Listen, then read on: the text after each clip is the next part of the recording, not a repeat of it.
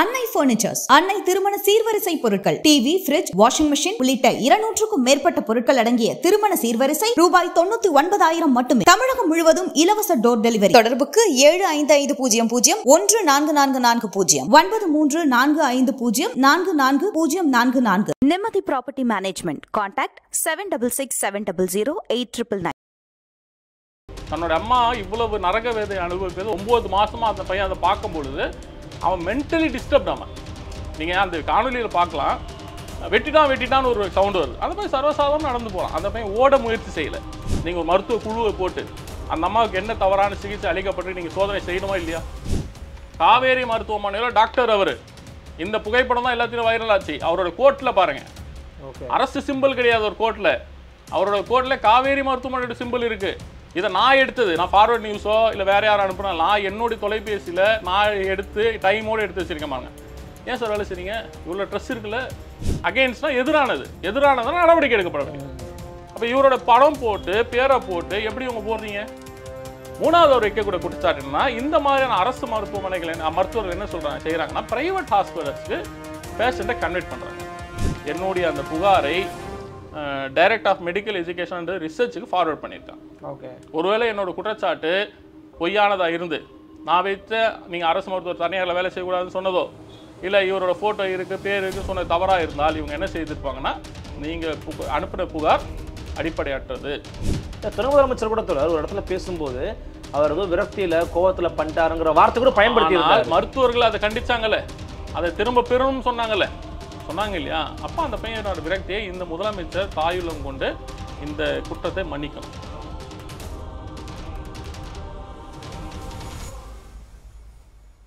MRL Realty's Nature's Enclave Coastal Heaven theme based resort villa plots ECR மாதம் 10,000 வரை assured rental income lifetime free stay at resort 30க்கும் மேற்பட்ட வசதிகளுடன் call 9962888888. Fourth Estate Tamil நேயர்களுக்கு அருள்மொழிவர்மனின் அன்பார்ந்த வணக்கங்கள். இது உங்கள் Fourth Estate தமிழ் வழங்கும் பெருதனும் பெருதுக நிகழ்ச்சி.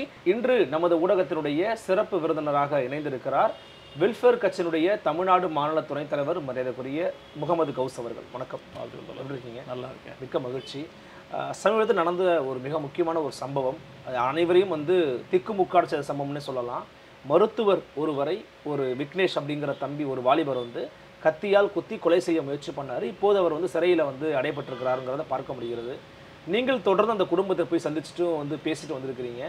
அந்த நிகழ்வின் மீதான உங்களுடைய மதிப்பீடு என்ன? ஏன்னா அதன் பிறகு அந்த மருத்துவர் மீதே பல குற்றச்சாட்டுகள் இருக்குது அப்படின்னு சொல்லி அவர் மீது ஒரு புகார் கொடுக்கவும் நீங்கள் உங்கள் கட்சியின் சார்பாக ஒரு முயற்சி எடுத்துருக்கிறீங்கன்னு பார்க்குறோம். என்ன நடந்துக்கிட்டு இருக்கு? முதல்ல உங்களுடைய இன்ட்ரோவில் எனக்கு ஒரு திருத்தம். கொலை செய்ய வேண்டும் அப்படின்ற மாதிரியெல்லாம் எந்த இன்டென்ஷனும் இல்லை. அந்த பையன் செஞ்ச குற்றம் என்பது பாரதிய நியாய சங்கீதன் பிஎன்எஸ் சட்டப்பிரிவு 334. அது என்ன சொல்லுதுன்னா, ஆத்திரமூட்டுவதன் பேரில் தன்னிச்சையாக காயம் விளைவித்தல், ஆத்திரமூட்டியவர் அல்லது வேறு எவருக்காவது காயம் விளைவிக்க வேண்டும் என் உட்கருத்து கொள்ளாமலும் அல்லது அவருக்கு அநேகமாக காயம் விளைவிக்கக்கூடும் என்று அறியாமலும் கடுமையாக திடீரென்ற ஆத்திரமூட்டப்பட்டவரின் பேரில் தன்னிச்சையாக காயம் விளைவிக்கும் எந்த ஒரு பொருளாலும் ஒருவர் அவருக்கு 1 மாதம் நீடிக்கக்கூடிய கால அளவுக்கான சிறை தண்டனை அல்லது 500 ரூபாய் அவருக்கான அபராதம். அவர் கொலை செய்யணும் என்றெல்லாம் ஒரு நோக்கம் இல்லை. சட்ட ரீதியாக கொலை முயற்சின்னு வரலையா? அது இல்லை, அது நீங்கள் எப்படி வேணாலும் இன்டர்பிரேட் பண்ணிக்கங்க. நீங்கள் சட்டம் உங்கள் கையில் இருக்குது, நீங்கள் எப்படி வேணாலும் இன்டர்பிரேட் பண்ணிங்க. கொலை பண்ணிட்டான்னு கூட நீங்கள் போட்டுங்க. ஆனால் அந்த பையன் செய்த குற்றம் என்பது குற்றம் தான், அதில் மாற்று கருத்து இல்லை.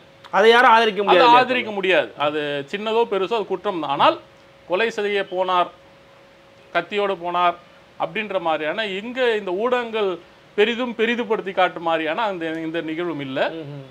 முதல்ல அந்த பையன் கத்தி எடுத்துட்டு போனான்றது எனக்கு சந்தேகம் தான். ஏன்னா அவன் ப்ரோவோக் ஆகியிருக்கான். அந்த மருத்துவருடைய தொடர் அவமதிப்புகளால், அந்த மருத்துவருடைய மரியாதை இல்லாத பேச்சுக்களால் தொடர்ந்து அவன் மன அளவில் அந்த பையன் பாதிக்கப்பட்டிருக்கான். தன்னுடைய தாய் தொடர்ந்து தினம் நரக வேதனை அனுபவிச்சுட்டு இருக்காங்க.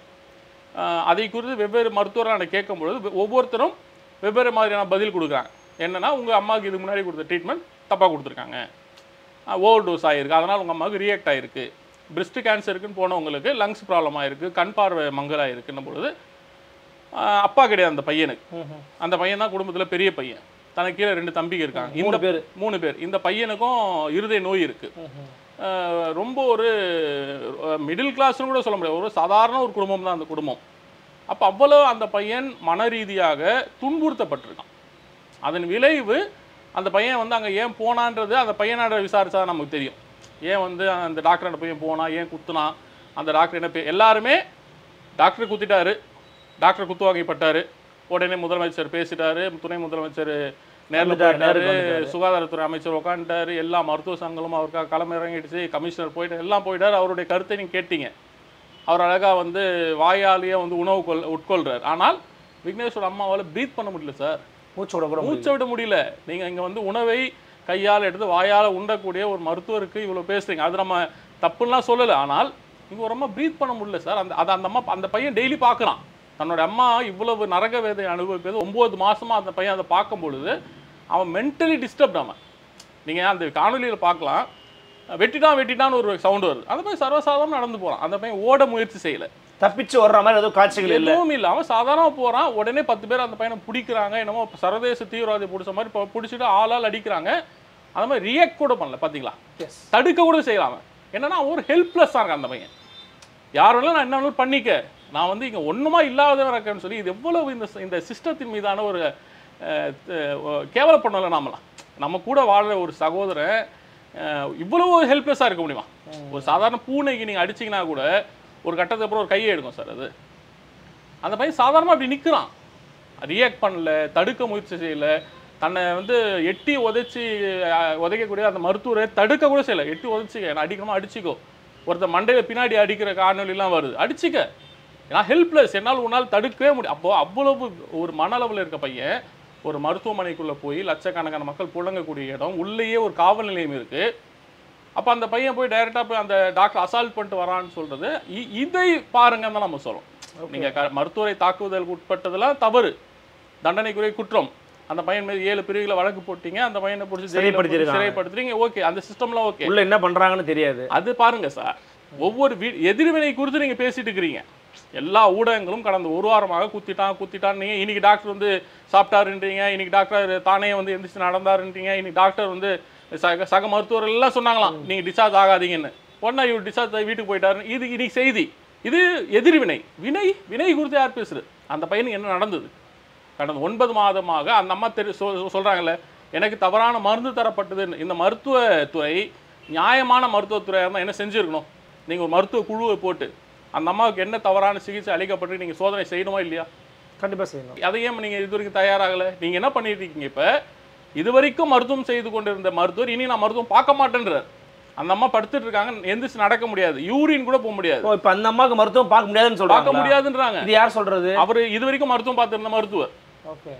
அந்த அம்மாவுக்கு வந்து இப்போ வந்து 3 மருத்துவரை பார்த்தாங்க சார். முதல்ல வந்து கேன்சர், முதல்ல இவர் பாலாஜியாண்ட பார்க்குறாங்க, அவருக்கு திருப்தி இல்லை. திரும்ப கேன்சர் இன்ஸ்டியூட் போகிறாங்க, 95,000 ஒரு கீமுக்கு அவங்களுக்கு செலவாகுது. அப்புறம் வேற ஒரு மருத்துவக் கல்லூரி மருத்துவமனைக்கு போகிறாங்க, அங்கேயும் அவங்க வந்து திருப்தி இல்லாத பொழுது வேற ஒரு தனியார் மருத்துவர் அவராண்ட போய் பார்க்குறாங்க. அவங்களுக்கு அவர் தரக்கூடிய மெடிசன் இவங்களை வந்து க்யூர் ஆகிற மாதிரி இவங்க ஃபீல் பண்ணுறாங்க. இப்போ நம்ம உடம்பு என்னவா இருக்குது நமக்கு தானே தெரியும், மருத்துவர் கூட தெரியாது. நான் உட்கொள்ளக்கூடிய மருந்து என்ன ரியாக்ட் ஆகுன்றது அந்த நோயாளிக்கு தான் தெரியும். அவர் தர மருந்து இந்த அம்மாவுக்கு ரிலீஃப் கொடுக்குது. இதே அவங்க ஊடகத்தில் சொல்லிட்டாங்க. இந்த மாதிரி வந்து இவர் வந்து அவர் சொல்லதா இவங்க சொல்லியிருக்காங்க, அவர் நான் சொல்லலைன்னு சொல்லி இவங்க மேலே கம்ப்ளைண்ட் கொடுத்துருக்கேன். இவர் வந்து தப்பான மருத்துவத்தை கொடுத்தாரு, அதனால தான் உங்களுக்கு வந்து லங்ஸ் ப்ராப்ளம் ஆயிருக்குன்னு சொல்லி இந்த தனியார் மருத்துவர் சொன்னதாக இந்த அம்மா ஊடகங்களுக்கு சொன்னாங்க. உடனே இவர் என்ன பண்ணுறாரு, நீ எப்படி சொல்லலாம், நீ வந்து என் மேலே அவதூறு சொல்லலாம், அப்படி சொல்லவே இல்லை அப்படின்னு சொல்லிட்டு அவர் வந்து போலீஸில் கம்ப்ளைண்ட் கொடுத்துருக்காங்க. போலீஸ் அந்த கம்ப்ளைண்ட் வாங்கிட்டு இருக்கு. இப்போ நம்ம அந்த இன்னும் உண்மையை சொன்னோம்னா இந்த மருத்துவரை இந்த அம்மா மலையை நம்புறாங்க. ஓகே. அரசு பல்நோக்கு மருத்துவமனையோட மருத்துவர்களே நம்ம நம்பல, வேற ஒரு மருத்துவக் கல்லூரி மருத்துவர்களே நம்ம நம்பல. ஆனால் ஒரு தனியாக சின்ன ஒரு ஹாஸ்பிட்டலில் ஒரு மருத்துவர் அந்த மலையை நம்புறாங்க. அவர் கொடுத்த மருந்து எனக்கு வேலை செய்யுது சார், அதனால் நான் எனக்கு ரிலீஃப் தெரியுதுன்னு நம்ம சொல்லும் பொழுது இன்றைக்கி அந்த மருத்துவர் உங்களுக்கு மருத்துவம் பார்க்க முடியாது. இது அந்த அம்மாவின் மீது நீங்கள் தொடரக்கூடிய கான்ஸ்டிடியூஷன் வயலன்ஸ். இது அந்த அம்மா உயிர் வாழ்வதற்கான உரிமை இங்கே இருக்குது சார், ரைட் டு லைஃப். இப்பயே கூட அரசு மருத்துவமனையிலேயே திருப்பி அந்த அம்மாவுக்கு அரசு மருத்துவமனையில் அரசு மருத்துவம் பார்க்கலாமே, கொடுங்க. அந்த அம்மா குற்றச்சாட்டு வச்சிருக்காங்க, என்ன நெக்லிஜென்ஸ் நடந்திருக்கு, அவர் கொடுத்த மருந்தில் ஏதோ ஒரு தவறு நடந்திருக்கு, அந்த அம்மா குற்றச்சாட்டு வைக்கிறாங்களே. நீங்கள் உண்மையான அரசு மக்கள் நல அரசாக இருந்தால் நீங்கள் என்ன செஞ்சுருக்கணும், வேறு மருத்துவர்களை போட்டு அந்த அம்மாவுக்கு என்ன ட்ரீட்மெண்ட் தரப்பட்டது, இவங்க சொல்ல மாதிரி ஓவர்டோஸ் கொடுக்கப்பட்டதா செய்யுங்க. ஆனால் அவரே ஒரு சிறப்பான மருத்துவர் தான், சிறந்த மருத்துவர் தாங்கிற மாதிரி தான் சக மருத்துவர்களும் குறிப்பிட்டு சொல்கிறாங்க. இல்லை சார், அதாவது ஒரு நோயாளி தான் சொல்லணும், அதை மருத்துவர் சொல்லக்கூடாது. ஒரு மருத்துவரை குறித்து மருத்துவர் அப்படி தான் சொல்லுவார். நீங்கள் நல்லவராக கேட்டவரை உங்கள் பொண்டாடி சொல்லணும், உங்கள் அம்மா சொல்லக்கூடாது. அம்மாவுக்கு எப்போவுமே தான் புள்ள நல்லவன் தான், குடிச்சிட்டு வந்தாலும் நல்லவன் தான், பொண்டாட்டி சொல்லணும். ஒரு மருத்துவர் நல்லவராக கெட்டவரான்னு யார் சொல்லணும்னா சக நோயாளிக்கு சொல்லணும். ஆமாம், என் மருத்துவர் ரொம்ப நல்லவர், என்னை தொட்டு பார்ப்பார், எனக்கு ஏதோ உடம்புல ஏதாவது ரியாக்ட் ஆகுதுன்னு பார்ப்பார். இவர் தொடவே மாட்டார், நோட்டை கூட அந்த மாதிரி ஸ்கேன் பார்க்க மாட்டார் சார். அவர் ஸ்கேன் பார்த்தாருன்னு சொன்னால் எனக்கு என்ன பிரச்சனைன்னு அவரை டயக்னோஸ் பண்ணியிருக்க முடியும். அவங்களாம் அந்த மருத்துவ தப்பு, அவருக்கு வந்து திறமை இல்லை, தகுதி இல்லைன்னா நம்ம சொல்லலை. அவர் என்னோட ஸ்கேன் ரிப்போர்ட்டை பார்த்துருந்தா அவரால் டயக்னோஸ் பண்ணப்பட்டிருக்கும், முடிஞ்சு. இக்னோர் பண்ணியிருக்காருன்றாங்க. அவர் பார்க்கவே இல்லை. நான் கொண்டு போய் எனக்கு இந்த பிரச்சனைனா நோட்டை தூக்கி விசிலடிக்கிறது, கெட்ட வாரத்தில் திட்டுறது. அப்போ இவர் ஒரு நல்ல மருத்துவர்ன்னு யார் சொல்லணும்? இந்த நோயாளிகள் சொல்லணும். நீங்கள் அந்த சம்பவம் நடந்த அன்னைக்கு ஒரு அம்மாவுடைய பேட்டி ஊடகத்தில் பெருசாக வைரல் ஆச்சு. என்னன்னா அந்த அம்மா சொல்கிறாங்க, சார் இந்த ஹாஸ்பிட்டல் இப்படி தான் சார், யாரையும் மதிக்க மாட்டாங்க, பெருக்கிறவங்கலேருந்து வார்ட் பாய்லேருந்து யாரையும் மதிக்க மாட்டாங்க. ஏன்னா தர்மத்துக்கு வேலை செய்யும். இவன் தர்ம ஆஸ்பத்திரின்ற பேர் இருந்துப்பாங்க, தர்ம ஆஸ்பத்திரி அரசு மருத்துவமனை. தர்மத்துக்குலாம் இங்கே யாரும் வேலை செய்யலை. நான் கட்டுற வரி பணத்தில் தான் இவங்க எனக்கு ட்ரீட்மெண்ட் தர்றாங்க. இவங்க யாரும் இவங்க அப்பா வீட்டு காசுலேருந்து காசை கொண்டு வந்து மருத்துவமனை நடத்தலை. புரியுது. நான் கட்டுற வரி பணம், இங்கே இருக்கிற சாதாரண ஒவ்வொரு குடிமக்களும் கட்டுற வரி பணத்தில் தான் இன்னைக்கு அவ்வளோ பெரிய கலைஞர் நூற்றாண்டு மருத்துவமனை உங்கள் அப்பா பேரில் நீங்கள் மருத்துவமனை வச்சுருக்கீங்க. அந்த மருத்துவர் அவங்களுடைய லட்சக்கணக்கான சம்பளங்கள் இந்த சாதாரண நீங்கள் யார் மூஞ்சில் நோட்டை தூக்கி விசிறடிச்சிங்களோ அந்த சாதாரண மக்கள் கொடுக்கக்கூடிய வரி பணத்தில் தான் நீங்கள் சம்பளம் வாங்குறீங்க. அவங்க சொல்லணும், சார் நீங்கள் நல்ல மருத்துவர், நீங்கள் கைராசி மருத்துவர்ன்ட்டு. அவங்க என்ன சொல்லியிருக்காங்க உங்கள் மேலே? நீங்கள் மருத்துவத்துக்கே தகுதி இல்லைன்னு சொல்லியிருக்காங்க. நீங்கள் நோட்டை தூக்கி உங்களாம் அடிப்படை மனிதாபிமானம் இல்லையே. மனிதாபிமானம் இருந்தால் ஒரு நோயை நீங்கள் என்ன திரும்ப சொல்கிறீங்க, ஒர்க் ப்ரெஷர்ன்றீங்க டாக்டர்ஸ் எல்லாம். மருத்துவர்களும் மனிதர்கள் தானே, அவங்களுக்கு உளவியல் சிக்கல்கள் இருக்கும். என்னன்னா ஒரு பேஷண்ட்டை பார்க்கறதுக்கு 400 பேஷண்ட்டை பார்க்கறதுக்கு ஒரு மருத்துவர் தான் இருக்கிறாங்கன்றாங்க புள்ளி விவரம். அப்ப அரசு ரீதியா நீங்க குற்றச்சாட்டை வச்சீங்கன்னா அதுல நியாயம் இருக்கும். அரசு மருத்துவத்துறை சரியா கவனிக்கல, பற்றாக்குறை இருக்குது, செவிலியர்கள் இல்ல, மருத்துவர்கள் சொல்லணும்.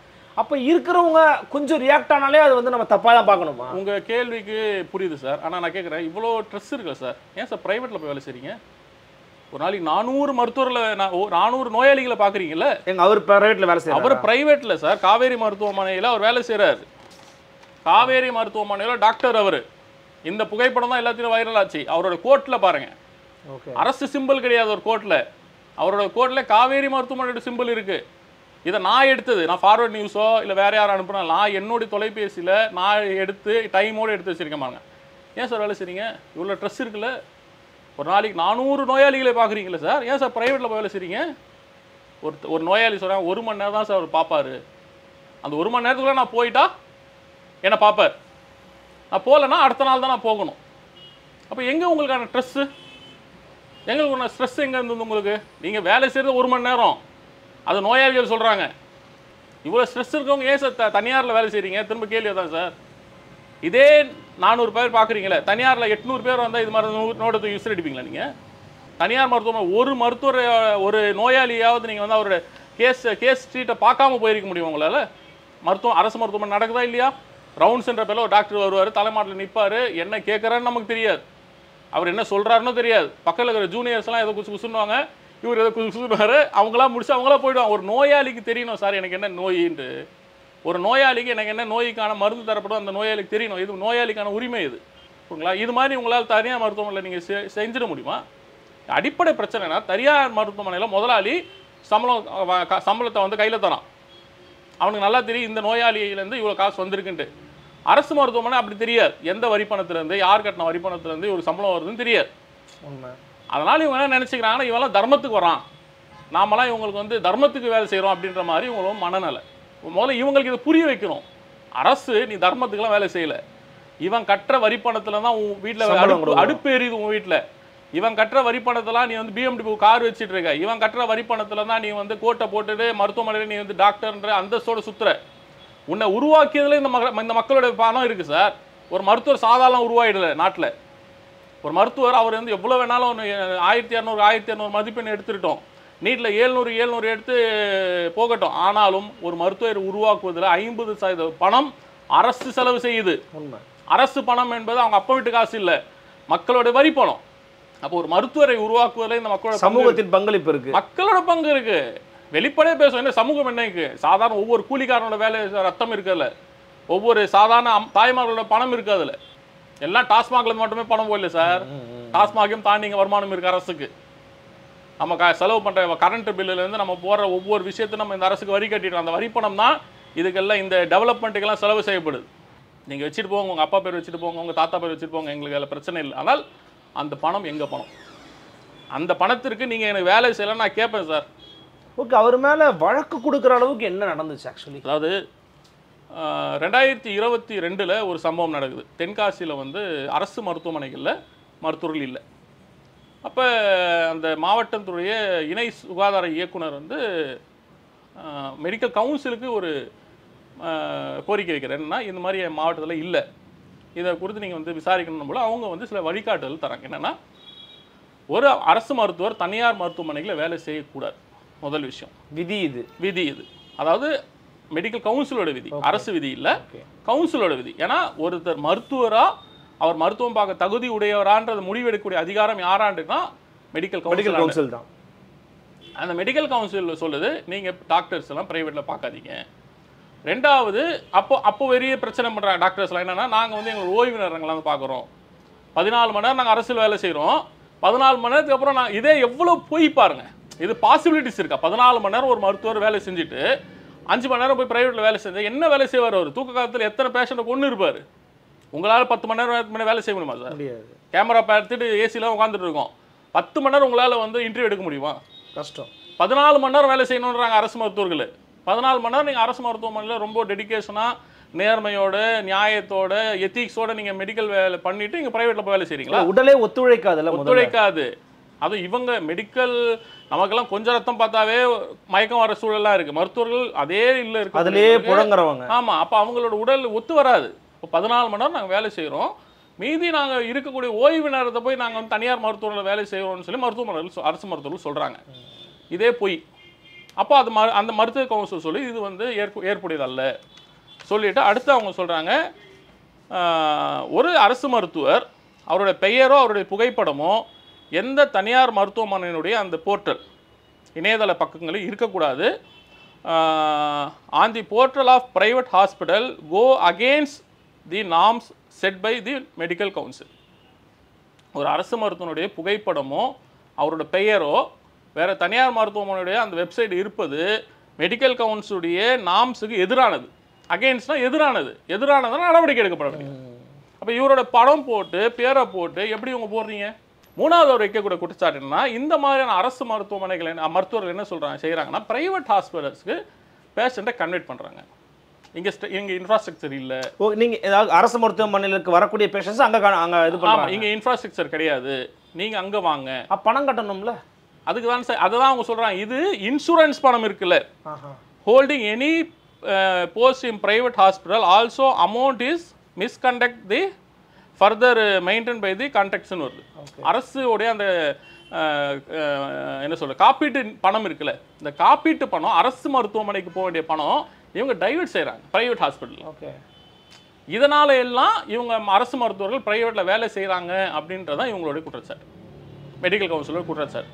இது நான் சொல்லலை, மெடிக்கல் கவுன்சிலுடைய பிரசிடெண்ட்டாக இருக்கக்கூடிய கே சதீஷ் அவர் சொன்ன கே செந்தில் சொன்னதாக மெடிக்கல் டயலாக்னு சொல்லக்கூடிய ஒரு மெடிக்கல் ஜர்னலில் வந்த கட்டுரை. இதில் அவர் சொல்கிறார் இதெல்லாம் நடக்குது அப்படின்னு போய் இது மெடிக்கல் கவுன்சிலுடைய தலைவர் சொல்ல அடிப்படையில் இவர் குற்றவாளி. மெடிக்கல் கவுன்சிலுடைய நாம்ஸுக்கு அடிப்படையில் இவர் பிரைவேட்டில் வேலை செஞ்சிருக்கார், அதற்கான ஆதாரம் இருக்குது. இவருடைய புகைப்படமும் இவரோட பெயரும் காவேரி மருத்துவமனையுடைய வெப்சைட்டில் இருக்குது, குற்றச்சாட்டு இருக்குது.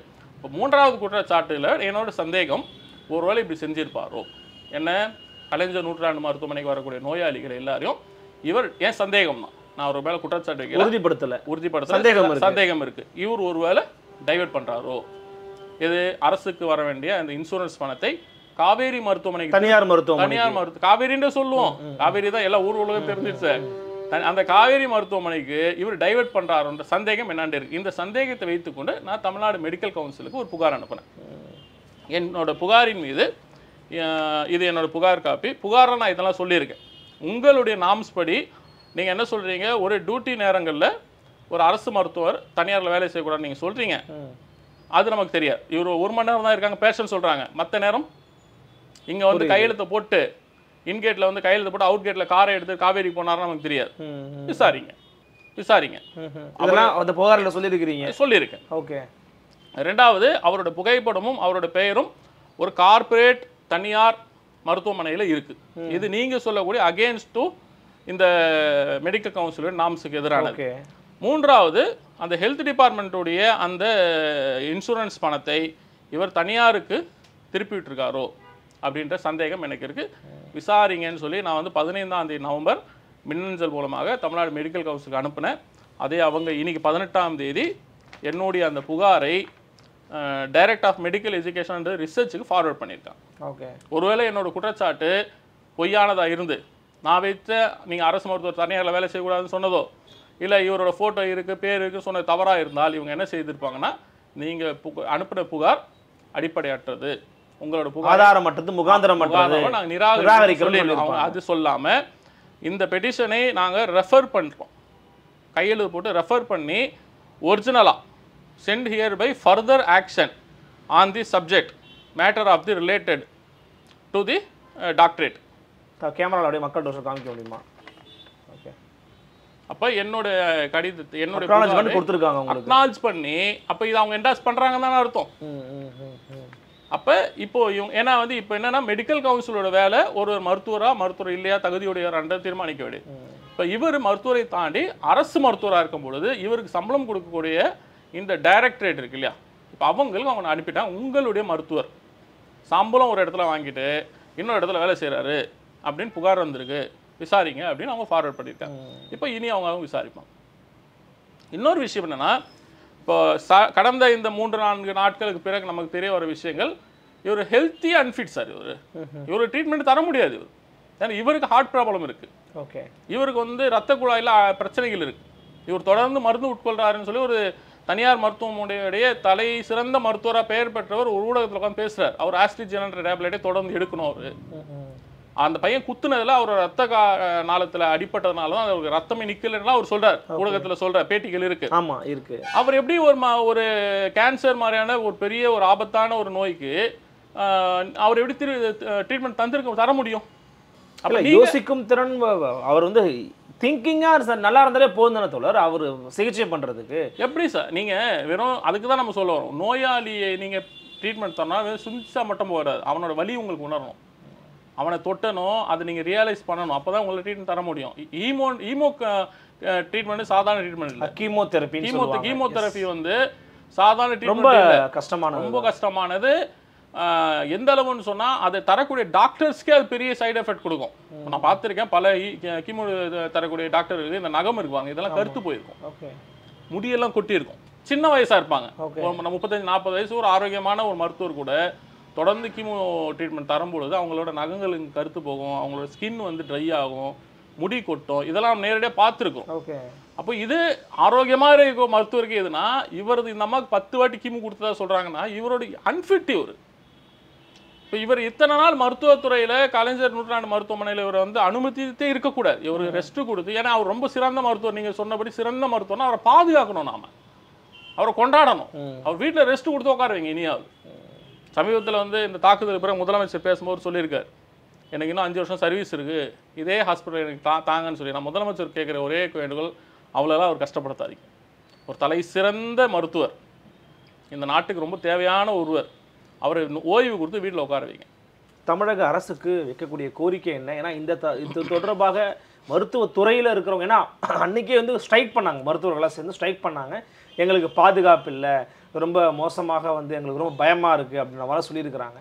அப்போ அவங்க தரப்பில் இருக்கிற நியாயங்களையும் அரசு கேட்கணும். இப்போ உங்களை போன்றோர் பாதிக்கப்பட்ட தரப்பு இங்கேயும் தான் இருக்கிறாங்க, மறுபக்கத்தை பாருங்கன்னு சொல்கிறீங்க. அரசு என்ன நடவடிக்கை விரும்புகிறீங்க? அது 2 கோரிக்கை என்னண்டு இருக்குது. ஒன்று வந்து தம்பி விக்னேஷ் வந்து ஹேபிச்சுவல் அஃபெண்டர் கிடையாது, தொடர் குற்றச்செயலில் ஈடுபடக்கூடிய ஒரு ஹிஸ்ட்ரி கிடையாது, பொறுக்கி பாய கிடையாது. அவன் வந்து கஞ்சா அடிச்சுட்டோ தண்ணி போட்டோலாம் அந்த இடத்துக்கு வரல, அந்த குற்றச்சாட்டுலாம் அவன் ஈடுபடலை.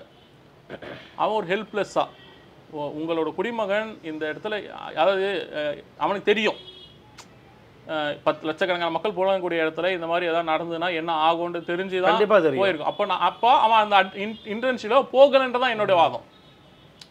இன்டர்ன்ஷிப்போட போகல, அங்க போயிருக்கான், ரூமுக்குள்ள ஏதோ ப்ரொவோக் ஆயிருக்குன்றீங்க. வாக்குவாதம் நடந்திருக்கு, ப்ரொவோக் ஆயிருக்கான், ஏதோ ஒரு சம்பவம் நடந்துடுச்சு. பண்ணிட்டு அவனுக்கு என்ன நடந்ததுன்னு கூட தெரிஞ்சிருக்க வாய்ப்பு இல்லை. சாதாரணமா வரான், எல்லாம் அடிக்கிறான், அடிச்சிக்கன்ற மாதிரி. அது பார்க்கும்போது ரொம்ப பரிதாபமா இருக்கு. அவன் குறைஞ்சபோது அப்படி தடுத்து இருந்தானா கூட சரி, இவனால ஏதோ வந்து அதுக்கான ரியாக்ட் பண்றதுக்கான சக்தி இருக்கலாம். அவன சக்தி இல்லை சார் அந்த பையனுக்கு. அப்போ ஒரு தாயின் மீது இருக்கக்கூடிய ஒரு பாசம், தன்னை இவ்வளவு இயலாமையில இந்த சமூகம் தள்ளிடுச்சு, இந்த மருத்துவர் என்ன இவ்வளவு இயலாமையில கொண்டு போயிட்டாரு அப்படின்னு சொல்லி அந்த பையனுடைய விரக்தி தான் அந்த பையனை அந்த சம்பவம் செய்ய தூண்ட இருக்கு. அப்போ தமிழ்நாடு அரசு நீதிமன்றம் இன்னைக்கு 7 காவல்துறை 7 பிரிவுகளை வழக்கு பதிவு செய்து அந்த பையனை 15 நாள் நீதிமன்ற காவலில் வைத்திருக்கு. ஒவ்வொரு குற்றத்துக்கும் வந்து அப்படியே தீர்ப்பு தரணும் நீதிமன்றம் சொல்லலை. ஒரு குற்றத்திற்கான பின்னணி அதற்கான சூழலை பார்த்து தீர்ப்பு தரணும்னு சொல்லுது. ஒருத்தன் கொலை பண்ணிட்டான், ஒருத்தர் திருட்டான்னு அதற்கான சமூக சூழலை பார்த்து தீர்ப்பா தான் நேச்சுரல் ஜஸ்டிஸ்ன்றாங்க. அப்போ இந்த பையனுக்கு ஒரு நேச்சுரல் ஜஸ்டிஸ் இருக்கு. இவன் குற்றவாளி இல்லை, குற்றம் செய்ய தூண்டப்பட்டிருக்கான் அப்படின்ற அடிப்படையில் 15 நாள் அந்த பையனுக்கு நீதிமன்ற காவல் முடிந்தவுடன் நீதிமன்றம் அந்த பையனுக்கு பிணை கொடுக்கும். அந்த பையன் ஒரு கவுன்சிலிங் கொடுங்க. அந்த பையன் மன அளவில் பாதிக்கப்பட்டிருக்கான், நீ தனியாக இல்லை, நீ தமிழ்நாடு உன் கூட இருக்கு. முதலமைச்சர் வந்து ஒரு ஆதரவற்ற குழந்தைகளை பார்த்து அந்த குழந்தைங்க அப்பான்னு சொன்ன உடனே அப்படியே முகமலர்ச்சியால நீங்கள் அப்பா தான் நாங்களும் சொல்கிறோம், அந்த பையனுக்கும் நீங்கள் தான் அப்பா. துணை முதலமைச்சர் கூட ஒரு இடத்துல பேசும்போது அவர் ஏதோ விரக்தியில் கோவத்தில் பண்ணிட்டாருங்கிற வார்த்தை கூட பயன்படுத்தி மருத்துவர்கள் அதை கண்டிச்சாங்கல்ல, அதை திரும்ப பெறணும்னு சொன்னாங்க இல்லையா? அப்போ அந்த பையனோட விரக்தியை இந்த முதலமைச்சர் தாயுள்ளம் கொண்டு இந்த குற்றத்தை மன்னிக்கணும். அந்த பையன் குற்றம் செய்ய தூண்டப்பட்டிருக்கான்றதை உணரணும், இந்த சமூகம் உணரணும். புரியுங்களா? நீங்கள் நல்லா பாருங்க, அந்த பையனுக்கு இன்னைக்கு வந்து செலிபிரிட்டி ஆகிட்டான். அந்த பையனுக்கு மீம்ஸ் கிரியேட் பண்ணுறான், யாருன்னு தெரியல. இந்த உலகத்திலேயே அம்மா தாண்டா பெரியவன்ற மாதிரி அந்த சினிமா டயலாகை போட்டு அந்த பையனை கொண்டாட சூழல் வந்திருக்கு. அப்போ அந்த அளவுக்கு அந்த பையன் செய்த தவறு இல்லைன்னு சொல்லி இந்த பொது சமூகம் நம்புது. ஏன்னா அவ்வளோ அனுபவிச்சிருக்காங்க இந்த மக்கள். அரசு மருத்துவர்களால, இந்த அரசு சிஸ்டத்தால இந்த மக்கள் பாதிக்கப்பட்டிருக்காங்க. இப்போ நான் என்னுடைய இந்த புகாரே ஒரு தனியார் தொலைக்காட்சி ஒரு செய்தியாக போட்டுது. அதில் கிட்டத்தட்ட ஒரு 1000 பேர் மேலே கமெண்ட் போட்டிருக்காங்க. ஒரு கமெண்ட் கூட எனக்கு எதிராகவோ, ஒரு கமெண்ட் கூட அந்த மருத்துவருக்கு ஆதரவோ இல்லை. அத்தனை பேரும் மக்கள் மனநிலை இப்போ மாறி இருக்குன்றீங்க. மக்களோட மனநிலை, மக்கள் அனுபவிக்கிறான், அந்த வலியை அனுபவிக்கிறான். நம்ம செய்ய வேண்டிய ஒருத்தர் செஞ்சிருக்கானே, கோபத்தை வெளிப்படுத்தியிருக்கானே அப்படின்றாங்க. நம்ம அதை ஆதரிக்கல. நம்ம திரும்பவும் சொல்றோம், அதை ஆதரிக்கல, அது தவறு தான். அது சின்னதோ பெருசோ தவறு, பையன் செய்து தவறு. காவல்துறை சரியான நடவடிக்கை எடுத்திருக்கு. 7 பிரிவுகளை வழக்கு பதிவு செய்து உடனடியாக அந்த பையனை சைதாப்பேட்டை நீதிமன்றத்தில் நிலைநிறுத்தி அந்த பையனை சிறையில் அடைத்திருக்கு. காவல்துறை செய்த சரியான மாற்று கருத்தில். ஆனால் அதுக்கப்புறம் அதான் நீங்க சொல்ற மாதிரி பகுப்பாய்வுக்கு உட்படுத்தணும் அப்படிங்கிறது நியாயமான கோரிக்கை தான். கலீஃபா உமருடைய ஒரு பொன்மொழி என்னன்னா, உங்களுக்கு எதிர்க்க ஒருத்தன் கண்ணு பிடுங்கப்பட்டு ரத்தம் சொட்ட வரான், உடனே இங்கே தீர்ப்பு கொடுத்தாதீங்க. அவன் யார் மேலே குற்றச்சாட்டு வைக்கிறான் அவனை போய் பாருங்க. ஒருவேளை அவன் 2 கண்ணு இல்லாமல் இருக்கலாம். நான் அடிபட்டு வந்தேன்னு சொன்னா உடனே நீங்கள் வந்து ஜட்ஜ்மெண்ட் கொடுத்துறாங்க. நான் ஒருத்தன் அடித்து அவனை சாவடிச்சிட்டு கூட நான் வந்திருப்பேன். புரியுது. அப்போ நீங்கள் ஒரு தீர்ப்பு தரக்கு முன்னாடி, ஒரு முன்முடிவு தரதுக்கு முன்னாடி 2 தரப்பையும் பாருங்கள். இன்றைக்கி அந்த அம்மாவுக்கு உயிர் வாழ்வதற்கான உரிமை இங்கே மறுக்கப்படுது சார். அந்த அம்மா வீட்டில் இவ்வளோ 6 அடி ஹைட்டில் வந்து ஒரு கேஸ் சிலிண்டர் வச்சுருக்காங்க. அது வந்து மெடிக்கலுக்கு உகந்த ஆக்சிஜனானு தெரியல எனக்கு. அது கேஸ் சோடா போகிற கேஸ் இருக்குது பாருங்க, அந்த கேஸ் சிலிண்டர் மாதிரி அது இருக்குது. இன்றைக்கி அந்த அம்மா உயிர் வாழ்வதற்கான உரிமை யார் கொடுக்கணும்? அரசு தானே கொடுக்கணும். இன்றைக்கி மருத்துவர்கள் நீங்கள் அந்த அம்மாவுக்கு ட்ரீட்மெண்ட் தர மாட்டேன்னு சொல்கிறீங்க. நான் கேட்குற கேள்வி சிம்பிள். அந்த பையன் ப்ரொவோக் ஆனா, அந்த பையன் குத்துனா, ஜெயிலில் போட்டிங்க, அவர் இன்னைக்கு ரிலீஸ் ஆகி வீட்டுக்கு போயிட்டார், உடல்நிலை சரியாயிட்டாரு. அந்த அம்மா என்ன சார் தப்பு பண்ணாங்க? அந்த அம்மா என்ன பாவம் பண்ணாங்க? அந்த அம்மாவுக்கு ஏன் நீங்கள் ட்ரீட்மெண்ட் தர மாட்டோன்னு சொல்கிறீங்க? அப்போ அரசே முன் கொடுக்கணுன்றீங்க. அரசு முன்வாங்க, அந்த அம்மாவுக்கு நீங்கள் வீட்டுக்கு போய் ட்ரீட்மெண்ட் கொடுங்க. இன்றைக்கி அந்த அம்மாவுக்கு வந்து லங்ஸ் ப்ராப்ளம் இருக்குது, சுவாசிக்க முடியலன்னு அந்த அம்மா இன்றைக்கி ஏதாவது ஆச்சுன்னு சொன்னால் அதற்கு இந்த அரசு முழுமையான பொறுப்பு. அவ்வளோதான், இந்த அரசு தான் முழு பொறுப்பே இருக்கணும். அந்த அம்மாவால் 5 நிமிடம் கூட அந்த செயற்கை சுவாசம் இல்லாமல் அந்த அம்மாவில் இருக்க முடியல. ஓகே, அந்த அம்மாவில் இன்றைக்கி பாத்ரூம் போக முடியல. நீங்கள் இன்னைக்கு கூட போங்க சார், சம்பவம் நடந்து கிட்டத்தட்ட 8 நாளுக்கு மேலே ஆயிடுச்சு. சம்பவம் நடந்த கூட அதே நைட்டியோட தான் இன்றைக்கி அந்த அம்மா இருக்காங்க. அதை மாற்றுறதுக்குள்ள அவங்களுக்கு ஆள் இல்லை. இந்த பையன் தான் பண்ணிட்டு இருந்தான் அதெல்லாம். இந்த விக்னேஷ்ன்ற பையன் தான் அந்த அம்மாவை வந்து குழந்தை மாதிரி பார்த்து கழிப்பறை வசதி உதவி எல்லாமே அவர் தான் பண்ணிக்கிட்டு இருந்திருக்கிறாரு இல்லையா? அப்போ அப்படி தான் பார்த்த தாயை ஒரு பாதிப்புக்குள்ளாமல் அவன் பையன் ப்ரொவோக் ஆகி ஒரு சம்பவம் செஞ்சால் திரும்பவும் சொல்கிறேன், அதை ஆதரிக்கலை. அது தவறு தான். ஆனால் அதற்கான சூழலை பாருங்கள். அந்த பையன் செய்யனுடைய நியாயத்தையும் நம்ம பார்க்கணும். ரெண்டாவது, அந்த அம்மா உயிர் வாழ்வதற்கான உரிமை இங்கே இந்த அரசு உத்தரவாதம் கொடுக்கும். நீங்கள் என்ன கோரிக்கைன்னு கேட்டீங்க, இந்த 2 கோரிக்கை தான். ஒன்று, இந்த பையனுக்கான 15 ஆன பிறகு இந்த பையனை நீங்கள் வெயிலில் விடுதலை கொடுத்து சரி பண்ணணும். வெயிலில் விடுதலை செய்யுங்க. அந்த பையன் கவுன்சிலிங் கொடுங்க. அந்த பையனும் ஹார்ட் பேஷண்ட்டாக இருக்கான். அந்த பையனுக்கும் உரிய மருத்துவத்தை இந்த அரசு கொடுக்கணும். ரெண்டாவது, அந்த அம்மா வந்து ரொம்ப ஆபத்தான சூழலில் இங்கே இருக்காங்க. வீட்டில் எவ்வளோ நாள் இருக்காங்கன்னு தெரியாது. ஆக்சிஜன் கூட அவங்களா செட் பண்ணி வச்சிருக்க மாதிரி இருக்கு. ஓகே, நைட்டில் மட்டும் நான் கேட்டேன், யாரோ வராங்களாமான்னு கேட்டால், யாரோ தெரிஞ்ச பொண்ணு ஏதோ மருத்துவமனையில் நர்ஸாக இருக்குது போல இருக்குது. நர்ஸா என்னன்னு கூட நமக்கு தெரியாது. அந்த பொண்ணு இரவு நேரங்களில் வந்து பார்த்துட்டு போகும் அப்படின்றாங்க. ஒருவேளை அந்த ஆக்சிஜன் அதிகமாகிடுச்சு, அந்த பொண்ணுக்கு அதை பற்றி தெரியலன்னு சொன்னால் இதனால் ஏற்படக்கூடிய இழப்புக்கு இந்த சுகாதாரத்துறை தான் பொறுப்பேற்கணும். நிச்சயமாக ரொம்ப ஒரு முக்கியமான ஒரு கோரிக்கை முன் வச்சிருக்கிறீங்க. ஏன்னா அரசுக்கு வந்து தெரியப்படுத்த வேண்டியது ஒரு சமூகத்தில் இருக்கிற எல்லோரோட கடமை தான். ஒரு கட்சியாக, ஒரு கட்சியின் பிரதிநிதியாக இதை வந்து நீங்கள் களத்தில் சென்று பார்த்து அவருடைய கோரிக்கையும் வந்து முதலமைச்சருக்கு சொல்லியிருக்கிறீங்க. பொறுத்திருந்து பார்க்கலாம் எப்படி நடவடிக்கை எடுக்கிறாங்கன்னு. எங்களுக்காக ஒரு வருகனையும் கருத்து மிக்க நன்றி. நன்றி. சந்திக்கலாம். நன்றி, வணக்கம்.